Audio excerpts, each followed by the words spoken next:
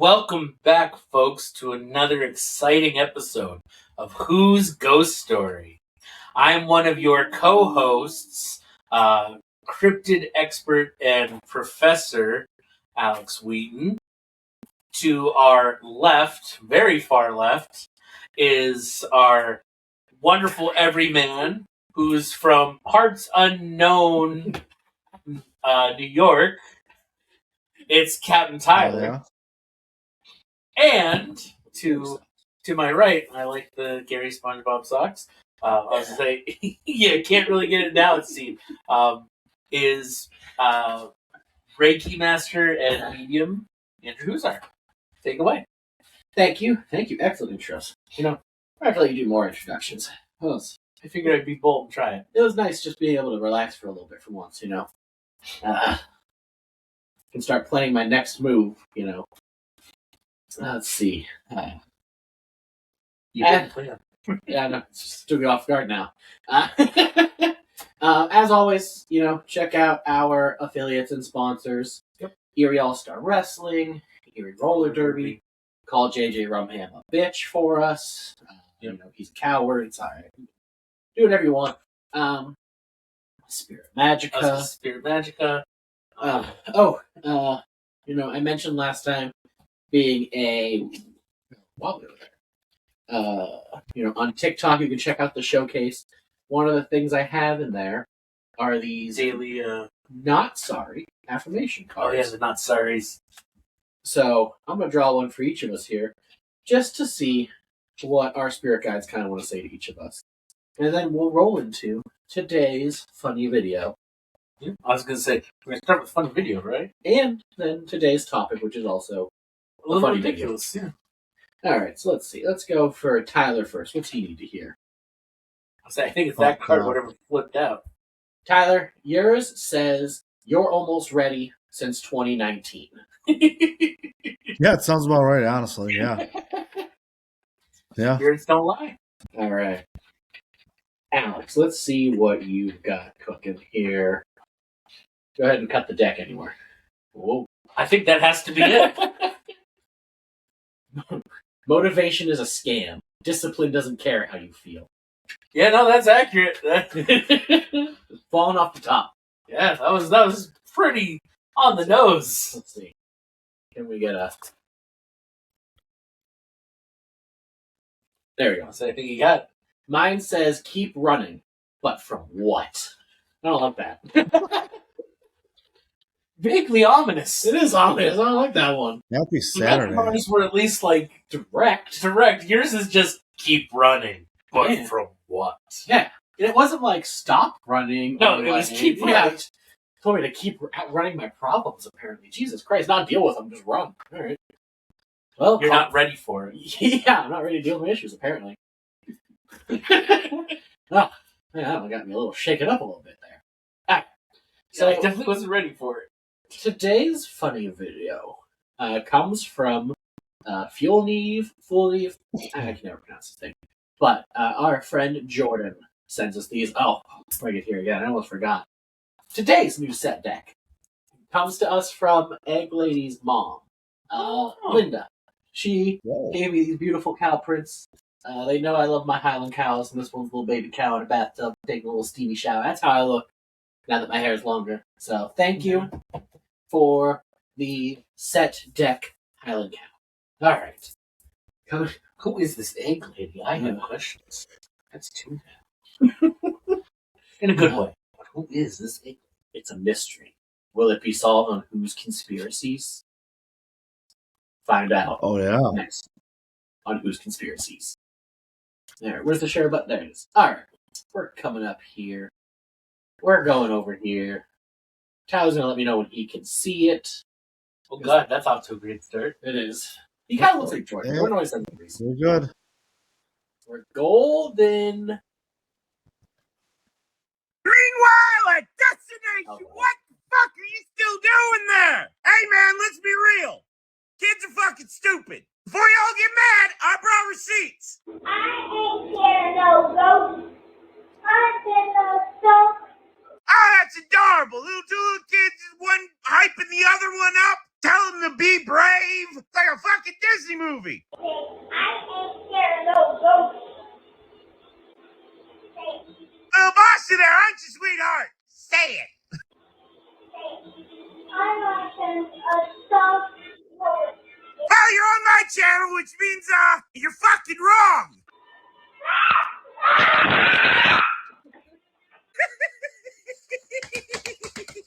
I ain't scared of no ghosts. You a liar, child. You a fucking liar. And that, boys and girls, is why you don't run your fucking mouth. Because you're stupid. Yeah, I ain't afraid of no ghost. And that ghost is all like, oh, bet.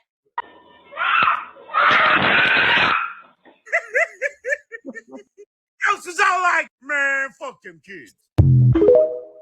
That's pretty accurate. This All episode right. brought to you by Fuck Them Kids. Let's bring back up Tyler's delicious bufferito looking face. Oh, stop. For any of our viewers who's in the Buffalo area and has somehow not had a bufferito, what's wrong with you, number one? And number two, Buffalo. any one of our viewers who is Buffalo. in the area but not from Buffalo, get your butt into that area and get yourself a bufferito. This episode's not sponsored by him, but let me tell you, we support him. We should The we could be sponsored nacho by them. Buffalo. We could be sponsored by Slim Jims. Alright. Slim Jims and Bufferitos. You guys gotta get on ours. Alright. All right, time out real quick. Buffito, not Bufferito. Buffito. Nacho Buffito. Buffito. Nacho Bufferito. No, Buffito. Good, we're saying the same thing. Why does mine sound different? Because you're saying it different. The Buffito. Buffito. Like Dorito. Yeah, there you go. Buff. Yeah, Buffito. yeah. Buffito. A buff Dorito. A Buffito. buff Dorito. A bufferito. I saw the opportunity, I couldn't help it. All right. Ah, We're sponsored by the Buffitos and Slim Jims. Yeah, because we use them a lot. Oh my god, my Slim Jim budget is outrageous, guys. I know. Just please give me a coupon. I beg you. But to today's topic, which is not a Buffito or a Slim Jim. No. Today we're talking about the Goblin of Easton. Goblin these Buffitos. Sorry. Goblin the Buffitos. Today's story is a warning. Oh, I need the mic. Today, sorry you guys couldn't hear me the first time around. Today's story is a warning. Not about monsters in the woods, but about the ones who wear holy robes.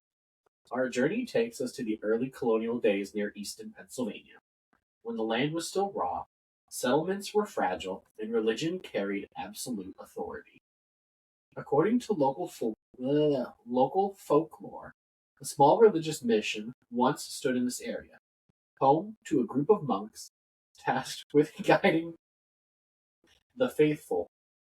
Among them was one man who didn't live by vows or humility, or compassion, but by greed. The legend says this monk blackmailed wealthy congregants, threatening them with damnation unless they paid his cruelty. His cruelty escalated over time until one night he violently beat an elderly woman to death. Damn. yeah. Luckily, justice came swiftly. The monk was arrested, tried, and hanged for his crime. His body was left behind as a warning, a message to anyone who thought their position placed them above the law. But the story doesn't end with the execution. Witnesses claim that after death, the monk's corpse reanimated.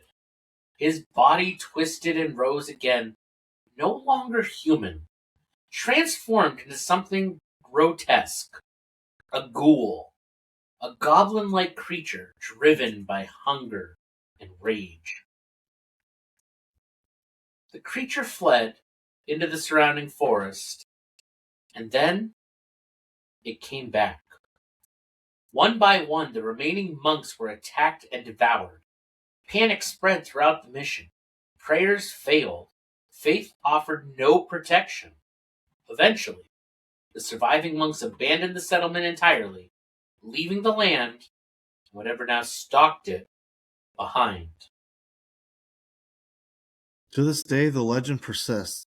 People report strange noises in the woods, a hunched figure moving unnaturally fast, and the unsettling feeling of being watched, judged by something that remembers its sins. Was the Goblin of Easton a literal monster?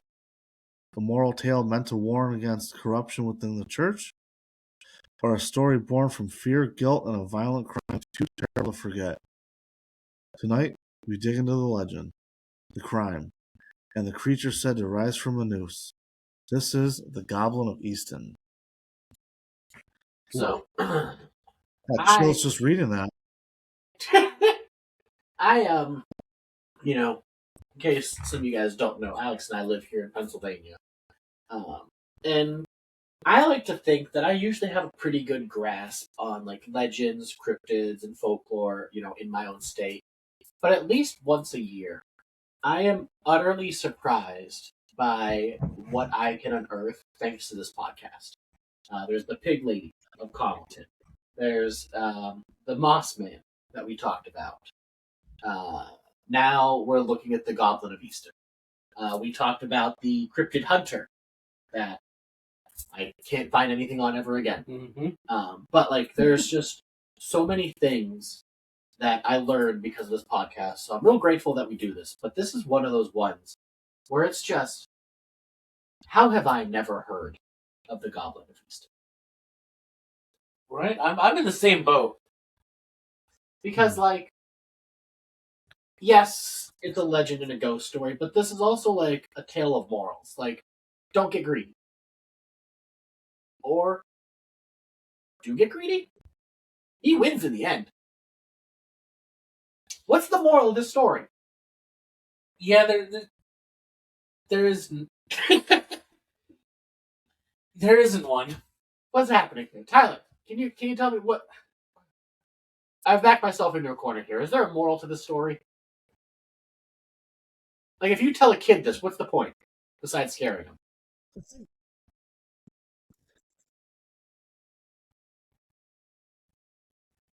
Don't beat elderly women to death.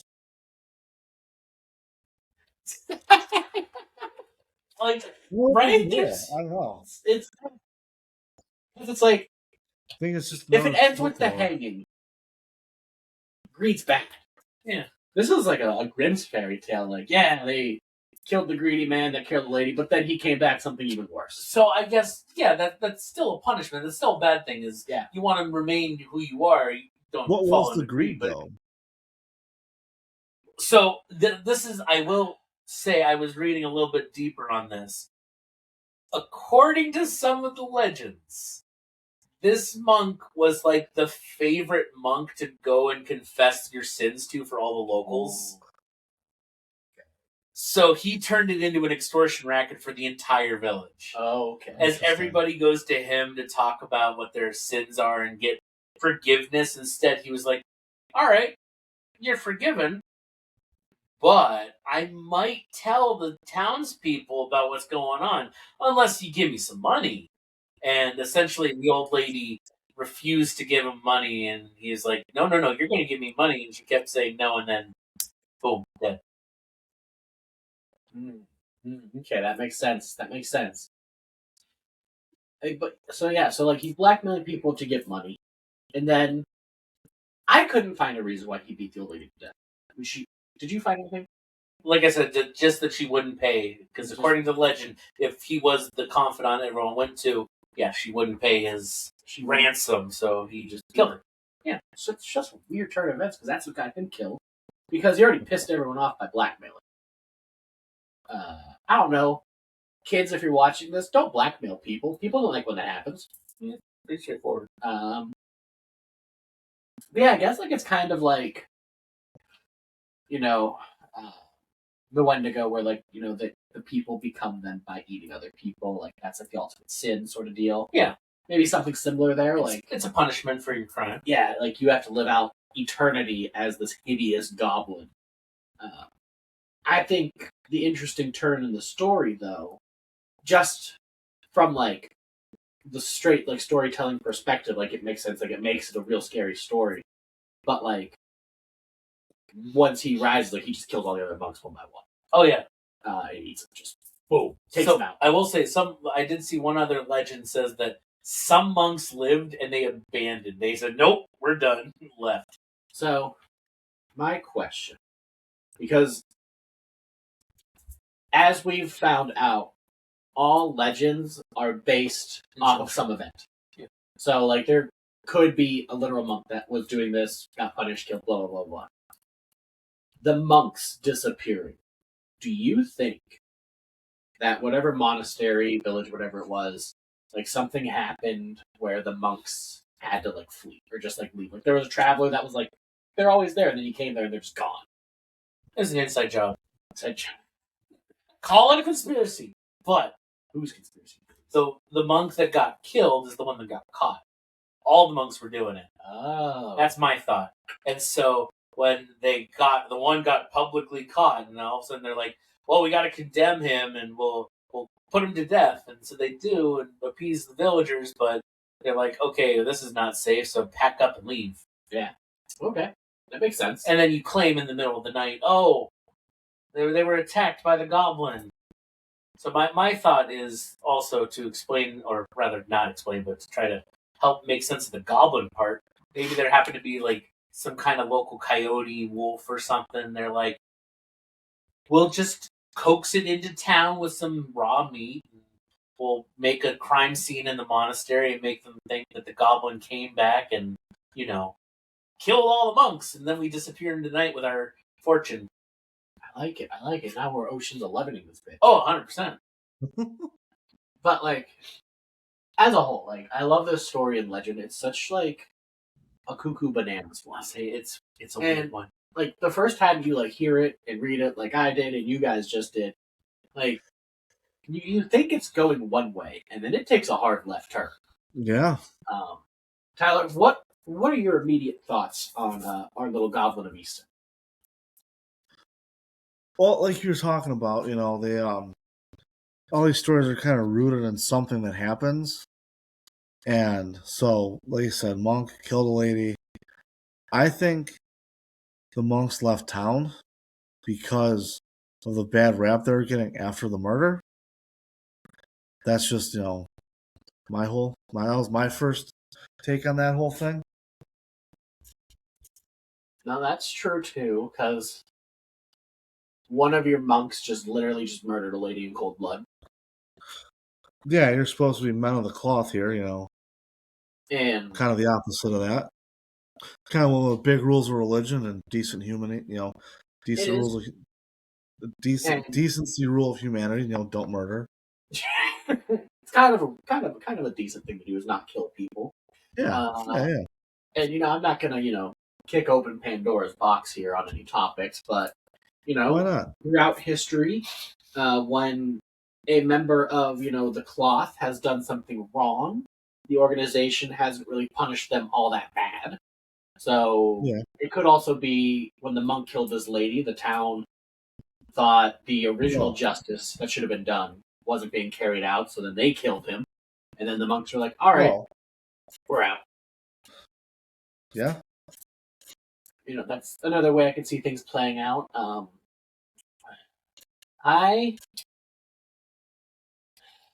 Alex, kick over to you here. Well, Okay, perfect. Because I was going to say, I've visited around this area. I haven't been to Easton itself, but as you know, my wife is from the far eastern part of the state of Pennsylvania, and Easton is past where she lives. But something that we tend to forget about Pennsylvania is that we're at the beginning of where the Appalachian Mountains kind of go. And I'll tell you this much. It's not necessarily the Appalachian Mountain Range, but that area is mountainy. And anyone that has any stories of Appalachia and Appalachian Mountains has a lot of weird, crazy crap going on with it. They're like, I think they're the oldest mountain range on the planet. Yeah. Something like that. So, I'm just saying, if there is a goblin, I'm going to put it this far. I don't think the monk turned into the goblin. I think the goblin's a second thing, but they just connect it because, why not? No, I like that idea, and I didn't even think about it. I mean, personally, I always do forget the Appalachian Mountains are in Pennsylvania. Like part of us is Appalachia. Yeah. But like he said, That there makes is sense. a lot of weird shit in Appalachia, and they have a lot of their own rules and legends that you have to abide by, or else you're going to get eaten by some sort of cryptid or monster. So I could buy that the goblin's just part of one of Appalachia's normal things. One of the crazy things they got. Ooh, I like that. I like that. Let me see here. Let me take a look at something. Yeah, we're like weirdly dead center between the beginning and ending of the mountains range, according to Google. So there are multiple Appalachian goblins legends. There's the Kelly Hopkins goblins in Kentucky. The family reported hours of terror caused by small silvery creatures with large ears and eyes appearing at their windows, defying gravity and resisting gunfire. That took a turn. Kentucky goblins of Hellier. North Carolina hobgoblin. Underground earth burrowing goblins. The knocking goblins. Words you never expect to hear. Interesting. So there are a lot of different goblin encounters. And I mean, I feel like the goblin described in this legend, like in my mind, is something bigger. Maybe because, like they say, he turned into it. So I would imagine like man size. Yeah. So I wouldn't put it as like one of the smaller ones, but I was going to say, I think one of the things that we have to. Sorry, this is the teacher brain kicking in as at time of recording this podcast, I start going back to teaching on literally in 2 days. But my brain is kicking in and going, goblin itself is a term that we use to describe a large category of creatures. This is true rules.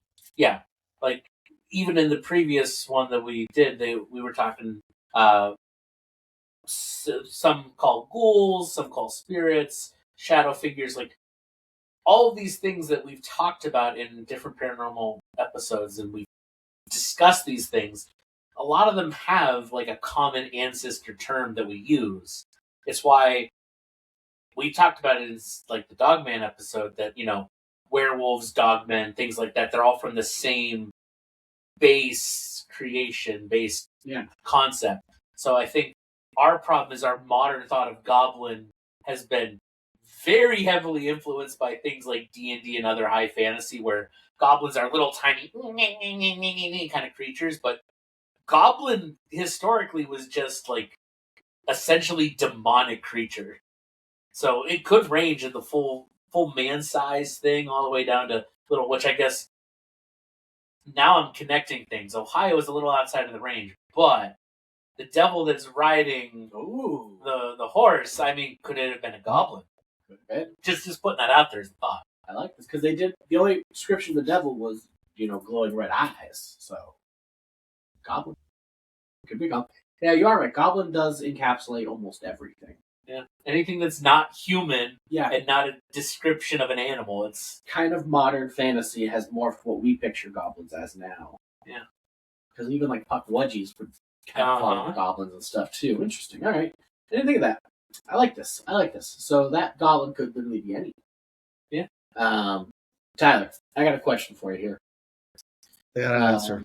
You are a Sasquatch fan. You like hairy bipedal creatures. Sasquatch. Oh yeah. Yeah, we'll get into that later.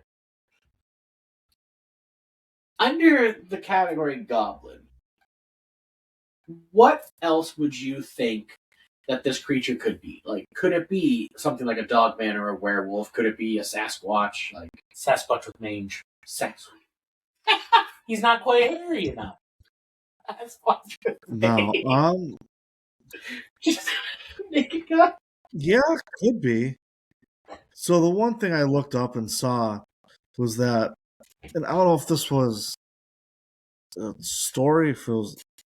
Anyway, it said, from the noose, he grew tusks and his hair grew long and greasy. So tusk, that's an animal trait right there. Tusks. What a trait. So, but what's a small little, Is this what the movie Tusk is based off of? No, that's different. That's a walrus.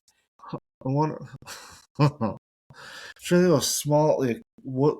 It's not really any woodland creatures. No, there's not many In the animals that northeast, you in the describe northeast as at least, that tusks. have tusks. You know. Yeah.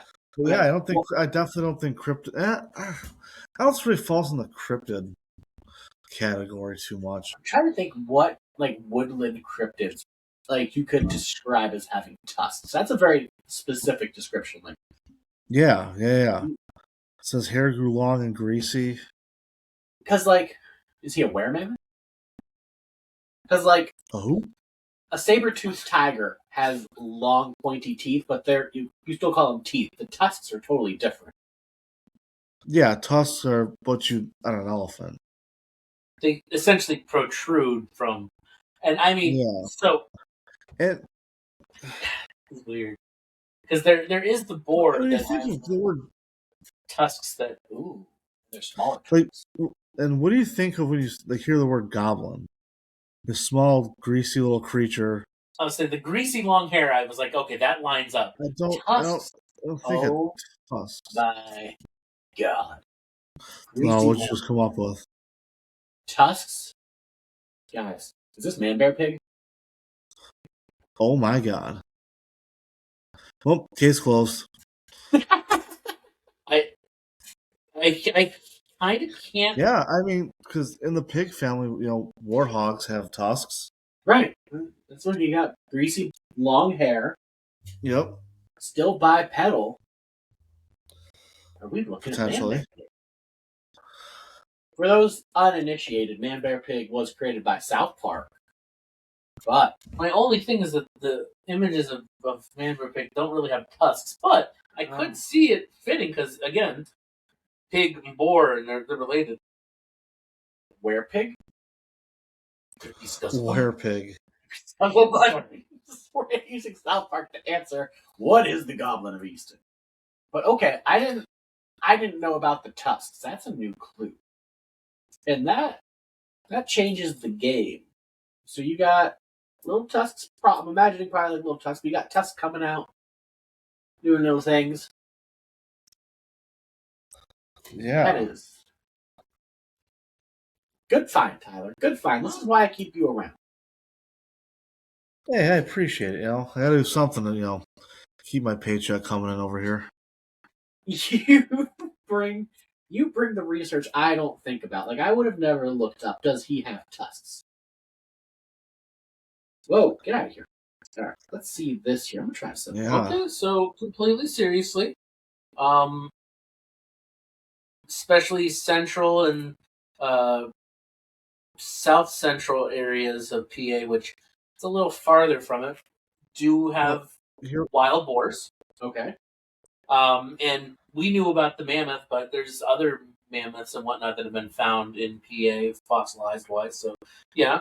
Not true tusks, but specifically, I doubt it would be this, but they classified beavers as something with a unique tooth-like structure, which, they have. So, I'm just saying, I don't know what the heck this is, but I don't know. What? Elk have tusks? Is that what they call their antlers? No, apparently ones did have tusks thousands of years ago. Whoa. Hold on. I'm sorry. The what? I gotta look that up now. Tyler, I might have something for you here. Yeah, what do you got? No shit, they really are. Elk possess two small vestigial upper canine teeth known as ivories or tusks. They're remnants of larger saber-like tusks that their ancestors would have had. Elk used to have tusks. Okay. Elk? Yeah, elk! They used to have tusks, but over time they've evolved. They didn't need it for defense anymore. They had the antlers, so they turned into tiny little useless teeth in their mouth. Huh. Interesting. No shit. Well, So- this is colonial times too, so. Yeah. That's a good bet. Wow. So what I found, and this is shame on me because something like this is one of my favorites. But there is in Appalachia a pig-like cryptid with tusks, canine features, quadrupedal, tusks, spines down the back, Kind of hairy, greasy. Yep. The Appalachian chupacabra. Yep. This thing apparently gets Really? cited a lot of the same times I Bigfoot was- gets cited. I was wondering if that was going to come up. And apparently these creatures, which I'd never heard of till now, You never heard of the Appalachian I've never heard of it. chupacabras? I have. That's why I'm like, just chupacabra. that's all I've ever heard. Charlie. But apparently these guys also hunt in packs. So that's kind of terrifying. Explain why all the monks were killed, not just Ah, one. Exactly. So, Hmm. Appalachian chupacabra, an elk, An ancient elk. an ancient elk. Because actually, I was looking, the native elk to PA, the like older versions of them, the last native-born one was killed in the 1800s. Okay. The elk that are now in Pennsylvania are technically migratory. They come from other areas, so they're not true Pennsylvanian elk. But anyway, I thought that was cool. So Kevin Smith's been trying to make the movie Moose Jaws for years. Is that based off of these monks potentially being killed by an ancient elk? I don't know. Back Only on to find out. Get him on the horn. Yeah. Right? He might come on this. He might. Now that we've mentioned Moose Jaws, We've done. We're fans of this stuff, so I mean, Kevin Smith, if you want to come on and you want to talk about the inspiration for Moose Jaws, we'd love to have you. we're gonna talk. But we got some options here for what the goblin is. Tyler, out of everything that we've kind of stumbled upon, what's your new favorite idea of what this goblin could be? Or you can even make one up yourself. Build a goblin. Well, honestly, I like Appalachian chupacabra. Yeah. That's kind of a fun one. Ravaging these monks. Yeah. You know, that also plays into your coyote lure, you know? Yeah, no, it's These chupacabras just kicking in pack the door. hunters, yeah. Something like Stranger Things, just poor Bob getting torn apart in the lobby of a hotel. It wasn't a hotel. It was the lab. Hawkins lab is where he got mistreated. Trust me, I'm still traumatized from that. Sean Astin, we love you. R.I.P. Sean. He's still alive. His character's just dead. I thought that was a documentary. Dead to you. R.I.P. Bob. Bob's Bob is long gone. Sean Astin, not dead. Okay, so you're with the Appalachian Chupacabra. Alex, pass it over to you. What do you think? Build us a goblin? honestly, I really like the Appalachian Chupacabra. It fits closest to the description. I was showing Andrew a picture that when I Googled it, in the recommended like images and everything, there was one that I was like, oh yeah, that's definitely a goblin. It was a black and white one. And I was like, that kind of looks like I think that would be appropriately the Appalachian Chupacabra, if I ever was going to say it. But I got to go with that. But I also definitely want to say, this took some turns I was not expecting. No. Like, this definitely went way deeper and crazier than I could have ever hoped for. No. And I agree. I think I like the Appalachian Chupacabra the best. One, because, I just found out about it. But also, two, like, I think it fits, and the normal Chupacabra is a very solitary beast. Yeah. Pops all over the place, though. You got a pack hunter, a pack animal here. That's pretty dope. And, Yeah. I mean, the descriptions people give them line up pretty well with this goblin. Look at that. Tell me that's not a Chupacabra. That I would 100% say that's true. It even has tusks.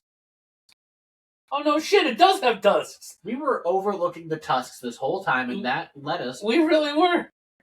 Let's see. There's a picture of the Chupacabra with its fangs. I'm trying to see if I can pull it up on here. This is the Ghost computer, so it's not the best.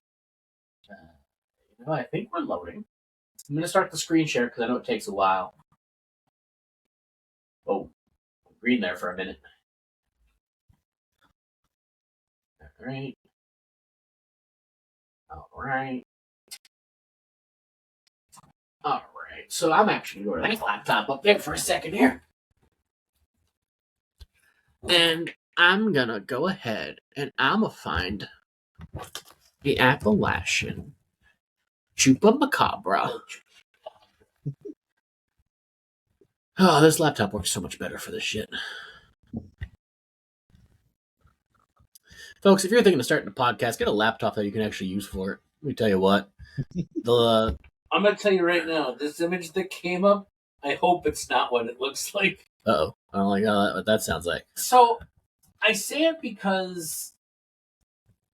Here we go. I want to say I love this movie, but do you remember the live-action Scooby-Doo? Yeah. Remember the purple demon monsters? Yeah. Oh, yeah. That's one of them. I hope that's not what they actually look like, but... So Destination America said this was the Appalachian Chupacabra with fangs, apparently, or tusks right here.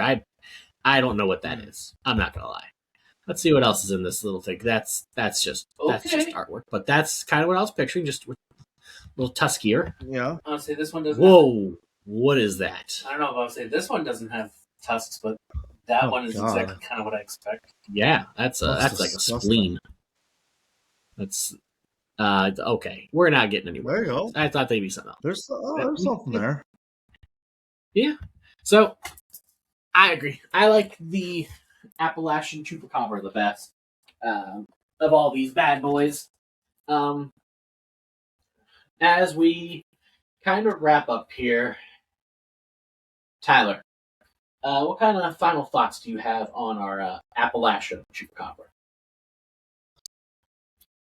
I wish there was more out there on them, to be honest with you. I wish there was more, couple different accounts, couple different stories, to kind of pull from here. But yeah, I just wish there was more on them because it's very interesting. I want to know, the whole greed thing. What was he greedy about? What led him to murder an old lady? And just wish there was more information out there on them. Yeah. This took such a turn. I forgot what the first part of the legend even was. You're right. It was the monk. Yeah. So as you were talking about that, I was like, well, this did take us down a rabbit. It looks like. That's it, right? The Super Libre. Yeah, because the second half is so different and kind of cuckoo bananas and crazy, you forget that this just started off with a monk blackmailing people for money, killing a lady, being killed. And then we just got hooked on what happened to the monks. Yeah. I forgot for a minute there what we were talking about. Not the monk. Alex, toss it over to you here. What kind of comments and thoughts you have on the Goblin of Easton, which starts off with the monk? Well, since I go down there, that area, pretty much at least twice a year, I kind of want to take a trip a little bit further east and visit Easton and see, number one, can I find the monastery or the remains of the monastery or anything locally down there that points me the way towards it to get a general idea. The other thing that I'm really interested around this idea with is Easton is now a city. It's like a full-fledged city, but during these times it would have been, a small settlement. Yeah. So I'm wondering, like, the woods and things like that. We've talked about before, Bigfoot sightings and Dogman sightings. All these things tend to be around woods and everything. So I wonder, like, is the goblin still around? How far away is it? Knowing those areas, there's still a decent amount of woods. So, like, I'd be interested to know what the current still, like, local thoughts are. Just personally. Yeah. But I think it's... Yeah. You were right. This is weird, and it's fun, and it's... Yeah, I don't know. Those are my thoughts. I agree, and I would love to go down to Easton too. Here's what we do: is we take a trip. We drop Jocelyn off with her parents. We continue east to Easton, and this is one of those ones where like I would love to just like before trying to find anything, find any ruins, going into the woods and just looking around, poking around, yelling out, "Hey, goblin!" and "Hair, chupa chupa chupa chupa chupa." I would love to just like ask people on the street, "Hey, have you heard of the Easton Goblin? What are your thoughts on it? Do you have any stories of seeing anything weird?" Yeah. Because usually, locals in their area, they have thoughts on their local legend, whether they like it or not, whatever. That's different. But I will also say, a lot of people have seen some weird shit that they don't really connect to anything else. So it would be cool to like hear from people, like if they've experienced anything weird, and see if it lines up not just with the Goblin of Easton, but like the Appalachian Chupacabra or ancient elks, like anything like that. Like it'd be cool to see what they've seen individually and kind of piece together a puzzle. If the goblin is. You're bringing up the ancient elves. Can I just say that somehow this ended up being like one of the most educational episodes? This is what you come here for, folks. We're going to give you the humor, the ghost, but we're going to educate you. All of it. All of it. Yeah. Last episode, Tyler was teaching us, about fishing and wet wading. This episode, Alex was teaching us about elk, ancient. I didn't know that either. We're going to try to put something educational each episode. We got our funny videos. We're taking this straight to the top. We're no longer just a bunch of goofballs. Even though we're the paranormal clowns. I almost call us the cowboys. I was like, no, we're not the cowboys anymore. We're the clowns. Paranormal jesters. I like that. We're paranormal jesters in our little paranormal circus outside. We should have done the cowboy stuff for the last episode. Things happen. But I love this story. I think it's one of my favorite that we've covered. Maybe I'll have. Yeah, like you said, it's just a shame there's not more on the damn thing. Yeah. And it's kind of funny that there's not much on it because it's one of those ones where like when we did Rogues Hollow, there's millions of things, all different. This one, like it's all pretty much just one consistent legend. Yeah. And I don't know, that makes it cool. Yeah, because it's just It does. Absolutely. Bring something to it, but to be fair, there was still plenty of new avenues to discover. We went down some weird rabbit holes today. We did. Anyone from Easton, if you're watching this, feel free to drop a line and tell us what you think of the Goblin of Easton. Yeah, and if there's anything new or that's different from what we told or found out, please, local experts, if you know something, share it. We'll gladly. We've said this before. If you've watched any of our episodes from beginning of the podcast to now, if you know something more that we didn't cover, please let us know. We will gladly do like a little update thing, a mini episode. We'll add it as part of a bigger one. Like we'll gladly do that. We're not afraid to go back to a topic we've talked about before. As long as you bring something new to the table, we're game. Friend of the channel, good friend of mine, Chris, brought up the Buffalo Terminal. We did a whole second episode fact-checking ourselves. So, if you know something, we'll come back to it. I'm not afraid of saying I'm wrong. I've been wrong before. I think that does it for this week's episode. Thank you, everyone, for tuning in for this interesting story of goblins and Appalachian chupacabras and ancient elks and Bear Pig. Potentially, yeah. Never know. Unfortunately, we did not reference the Hey Arnold episode, but, there was no trains in this one. No, my bad. My bad, people. We mentioned South Park. We'll try to mention some kind of show or movie at least once an episode, too. We'll try to keep these going for you, folks. But make sure you like, share, comment. If you love us, do it all twice. Follow on all the socials.